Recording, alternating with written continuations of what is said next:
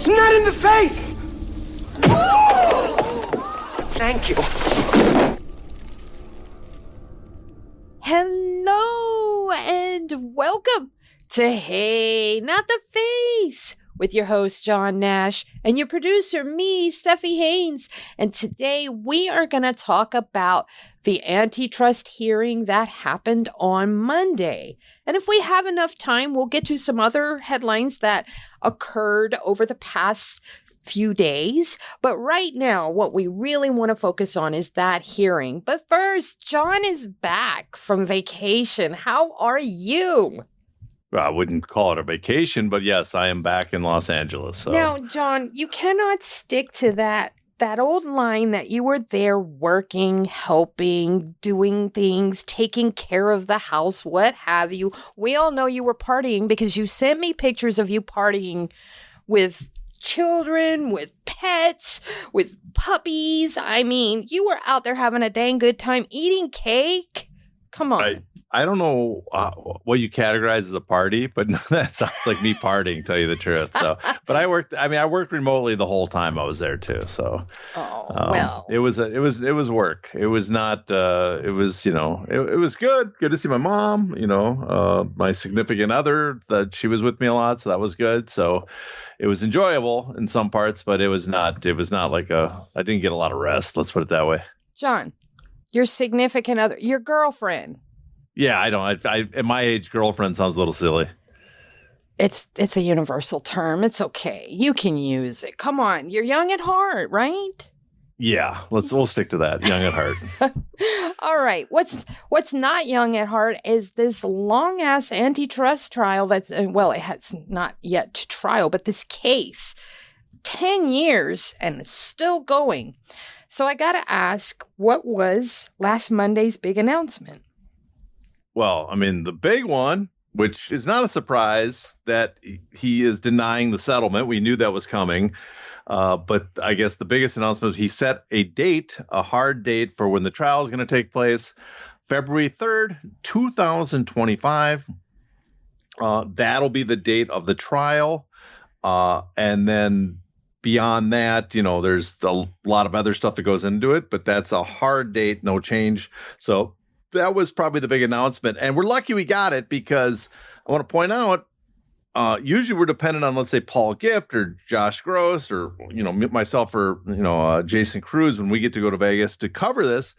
No one was at the trial, sadly. No member of the media was there. I had to work my ass off to make phone calls and talk to people that were there, piece together because we don't have this is not recorded. There's no transcript. So I got all the information from the attorneys because it is public information, and other people that were in attendance. But it is sad that, and I understand Paul can't be at every one, but it is sad that no one showed up to this. Especially the Vegas people that are right there. I don't want to rip into them too much because it's not like their normal beat, but come on, you're in Vegas. Throw us a bone. Yeah. I think that normal beats can be abandoned when there's news of this magnitude, though. So those Las Vegas people, y'all got to get on the ball. Yeah, and I would have been there for this. I would have attended if I hadn't been in, Minnesota flying back at that or getting ready to fly back while this was going on. Yeah. Well, Let's continue on then. Could the trial still be delayed if there's another settlement? Well, that's the I guess the good news in one part. The judge made it clear apparently that there will be no delay to this trial. So the plaintiffs have got to be happy with that news because if you look at what happened last time, it was only when the looming trial was bearing down that the UFC finally engaged in negotiations for a settlement talk and had a settlement that was denied by this judge. But this trial is set, locked in date. The judge made it clear that if the two sides come up with the settlement, he will not postpone the trial unless he agrees to the settlement terms. So we are either this trial goes ahead, or if there is a settlement, he's going to agree to the terms. That's the only way. Otherwise, we're going ahead with this case full bowl. There's no pausing anymore. And I should note too, it's the Lee case we're going ahead with. The Johnson case has now been split off, and he's going to move ahead with what needs to be done in Johnson, primarily getting discovery underway and all the other issues with Johnson, which is now going to be a separate case. Okay, I have a question then, because in the previous settlement attempt, they attempted to settle both cases at once for the $335 million. Now that he's officially split them, would future settlement attempts have to be split, or would the settlement attempt only be for Lee? Could they try that same shit again, or that doesn't fly? It will most likely have to be each settled separately. They're now separate cases. The only way it could be settled together if they address all the judge's concerns for both, which seems incredibly difficult to do. And both sides have made it clear, I think, especially the plaintiffs, that they are looking to go ahead and negotiate or discuss settlements on each case separately and focus on Lee first, since that is coming up with trial. So the chances of them, there's little chance to none that they're going to settle them together for various reasons, and many of them have to do with why the judge denied settlement in the first place. Okay.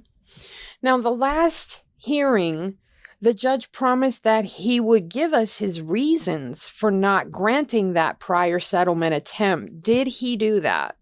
Well, he promised he would give us written in writing his opinion so we could go over it. He did not do that, but he did in the hearing go through the issues he had, basically 4 points, which were that, he thought the Lee settlement is too low. That was one. That there was a conflict between the two classes, Lee and Johnson. That there was a problem that the Johnson settlement too he had problems with the settlement of that, and there's even a conflict in the Johnson settlement. So that was his 4 major reasons he gave.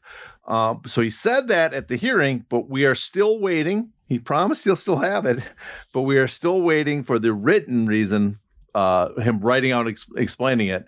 And hopefully he does a lot faster than he did his class cert, but we are waiting for that. Now, I have to ask, because I saw someone quote Eric Kramer, who happens to be the lead attorney for the plaintiffs. And for the new people listening, the plaintiffs are the fighters.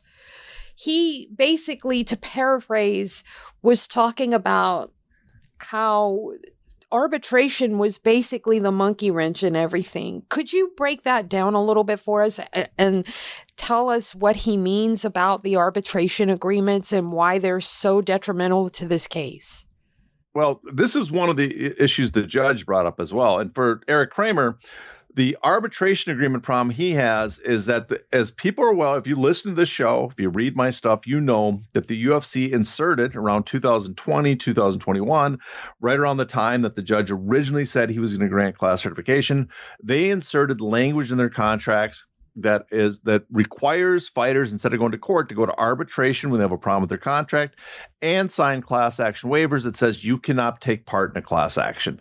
So those 2 agreements are in all new contracts from like 2020 on, right? So all the fighters now are covered by them. Many of the fighters that had previous contracts and signed new ones, they're covered by it. And there's also a question on that language, which we discussed in an old episode, where it basically says if you get this contract and you see it and you still continue to work with the UFC, that means you've agreed to this. I don't know how that is upheld by a court, but that's what it says. So a large number of fighters are covered by this waiver. And the thing he has to do is he has to challenge it in court. The problem is, and Eric Kramer has said this, publicly, is that there's the Supreme Court and multiple courts, especially the Supreme Court, has ruled them constitutional. And there's a large number of rulings where they have ruled arbitration agreements and class action waivers are constitutional. Now, that doesn't mean that in this particular case they would rule it constitutional. This is slightly different. But the track record of the Supreme Court has not been good. And so you are he is concerned that if he challenges these, first of all, he'd have to find fighters that signed the arbitration agreement, because his named plaintiffs, none of them have it in their contracts. Their contracts are from before this period. So that would be the first step, is get a fighter as part of the named plaintiffs that signed one of these agreements. And then he would have to go to the appeals court and challenge it. And it would take several years to do so. And there's a solid chance at the end that they would lose. So it'd be a kind of a wasted effort when all is said and done. So that's his big concern, is that these present a serious hurdle for continuing with the Johnson case. Wow. John, what kind of hours do these attorneys have invested right now? Well, I was talking to someone just trying to get a guesstimate, and on a case like this for 10 years, it's likely they are over 100,000 billable hours. My goodness, that's so, a lot. and high-priced lawyers, you can just add the money. So it's a ton of money. Now, they probably charge for everything, every little thing they do. There's one, but they're well past 100,000 hours. And on top of that, too, they're out of pocket for the experts. The experts don't work on, for free. The experts, they're not waiting. The experts don't get paid only after they win, like the attorneys. The experts, they get paid millions up front, so they got to pay them, travel expenses, hotel, all that stuff. So, yeah, these guys have spent a lot on this case. When you say millions to the experts, you mean collectively, right? To access the bonus content of this episode, you must be a paid subscriber. To do that, go to heynottheface.substack.com and subscribe today.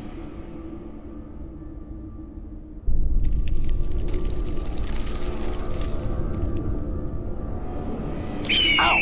Ow! Not the face! Ooh! Ooh! Okay, the face!